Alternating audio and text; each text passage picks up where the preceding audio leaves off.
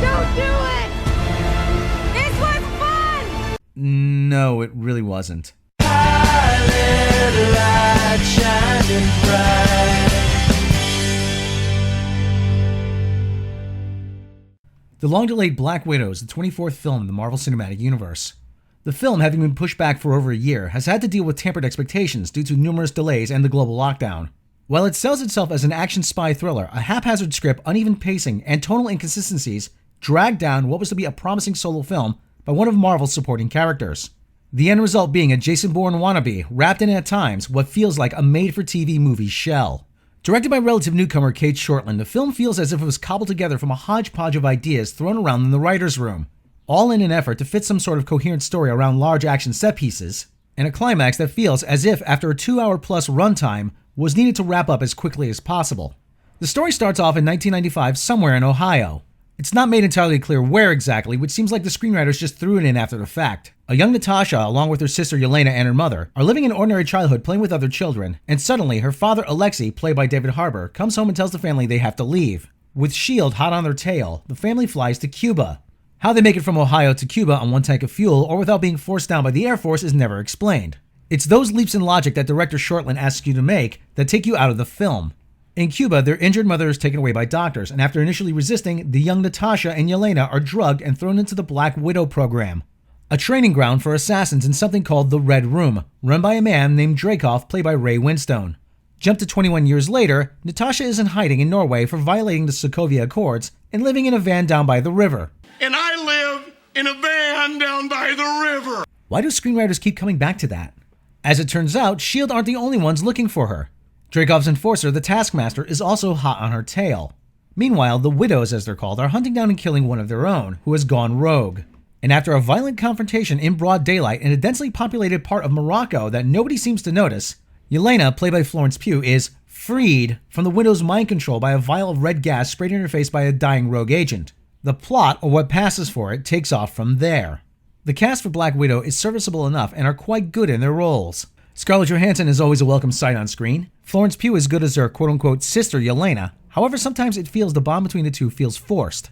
David Harbour is terrific as the Red Guardian, the Soviet Union's only super soldier. However, he's the butt of jokes that seem at times to be forced and often mean-spirited. Rachel Weisz was good as Milena, the older veteran Black Widow and mother to Natasha and Yelena. However, there were some aspects of her character that were difficult to buy into, and that takes you out of the movie.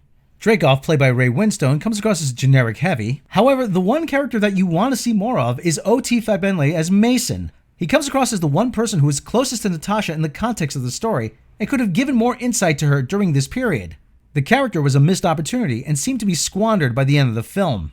The movie ultimately suffers from such jarring inconsistencies, which makes it feel like it has no idea what it wants to be.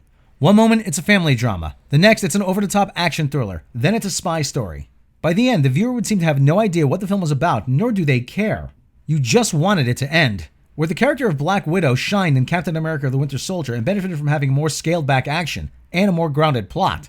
At least until that film's climax, Black Widow hits the accelerator hard in spots and doesn't let up, making it feel as if you're being dragged along for the ride rather than in the passenger seat. When the film's climax arrives, it attempts to hammer home symbolism about how the world is controlled by a literal patriarchy, and about a father figure exploiting women to his own ends so heavy-handedly that there's no impact to any of it.